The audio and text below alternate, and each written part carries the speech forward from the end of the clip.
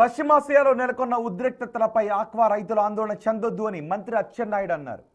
రొయ్యల రైతులు panic harvesting చేయొద్దని సూచించారు. ఈ అంశంపై ఏపీఎస్ఏడిఏ సభ్యులతో మంత్రి వీడియో కాన్ఫరెన్స్ నిర్వహించారు. మధ్య ప్రాచ్య దేశాలకు భారత సముద్ర ఎగుమతులు కేవలం 3 నుంచి 4% మాత్రమేనన్నారు ఆయన. ఇతర దేశాలకు యథావిధిగా ఎక్స్పోర్ట్స్ కొనసాగుతాయని చెప్పారు.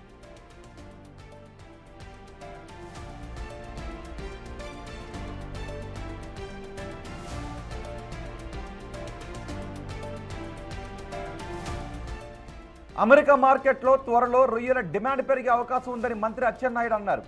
కంటైనర్ల కొరత ఉందన్న వార్తల్లో ఎలాంటి నిజం లేదన్నారు. ఎగుమతులను ప్రభుత్వం నిరంతరం పర్యవేక్షిస్తోందని స్పష్టం చేశారు.